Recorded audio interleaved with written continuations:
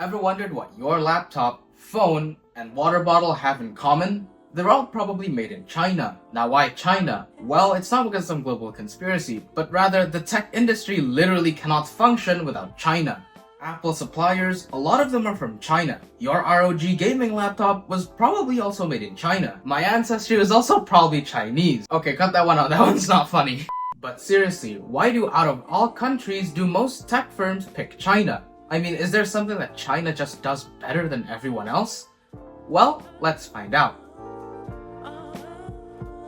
Making electronics is hard, especially if you have a gazillion parts on it like the MacBook, an ROG laptop, or even your phone. And yes, I do daily drive a Samsung by the way because, well, the iPhone's only for recording these videos. But in order to make these electronics, you don't just need industries, you also need a plethora of many other things. Factories that can build tiny load-tolerance parts, supply chains that can source chips, batteries, screws, displays, and everything else that is important for assembling an electronic, and labor that's fast, trained, and doesn't make your product cost $5,000 for just one unit. Now China has already got all of that. They have an abundant supply of cheap labor, dense supply chains due to their gigachad industrial prowess, and government-backed infrastructure that keeps it all running. Heck, they could probably even make a factory complex in less than a week.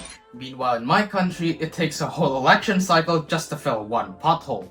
Anyway, China has the skill, the scale, the capacity, and the supply chain to do it all. So naturally, all the tech companies that want to build their own tech at scale would want to go to China, because no other country can deliver that same benefit, or at least not yet. All of that while keeping the manufacturing costs low and not bankrupting the entire company, which is obviously a good thing if you want to be a big tech company like Apple. But then, enter the tariff. Tariffs on steel and aluminum imports. I always say tariffs is the most beautiful word to me in the dictionary. Tariff Liberation Day tariffs. We're going to bring it from 25% to 50%, the tariffs. Sweeping global tariffs.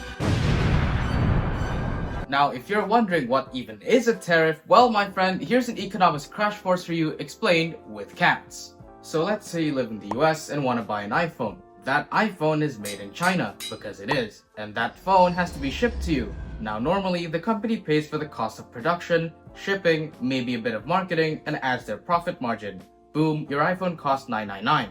But that iPhone has to cross the border, and when it eventually does, the government is standing there and says, "Nice phone you got, that'll be a 25% import tax please." In this economy, that, my friends, is a tariff. The government slaps a fee on a product that was made abroad. Not because it was an illegal product, not because it was a worse product, but rather because it was foreign.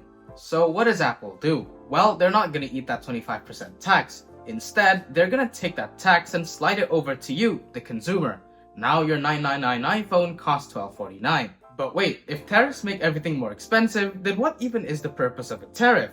Well, I'm glad you asked. In theory, a tariff is supposed to protect local industries and help them compete with foreign competitors, discourage over-reliance on a foreign good, and encourage domestic manufacturing. Sounds good, right? Well, yeah, in theory, it does sound good. But remember, that's just a theory. An econ theory! But if you don't have that big local industry, then all you've done is made everything more expensive at the cost of the consumer and all for nothing. Spoiler alert, not every country has that big local industry. But why does it hit the electronics manufacturing industry specifically so hard? Well, you see, electronics manufacturing is super globalized. My MacBook probably has parts sourced from 5 different countries. It's designed in California, USA, its frame was milled in China, the chip was made in Taiwan, the display came from South Korea, and its webcam was made in Japan, and it was all assembled together in Zhengzhou, China.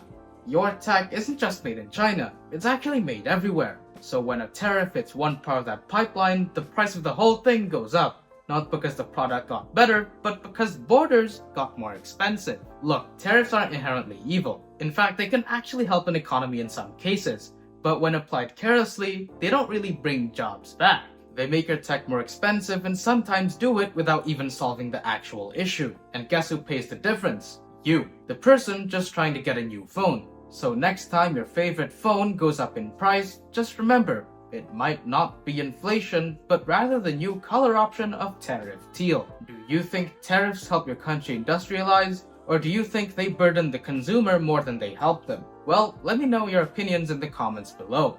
If you like this video on tariffs and tech, consider dropping a like and sub. It really helps me out a lot, and I really need to upgrade my laptop too. And as always, thanks for watching. Love you all. Have a nice day.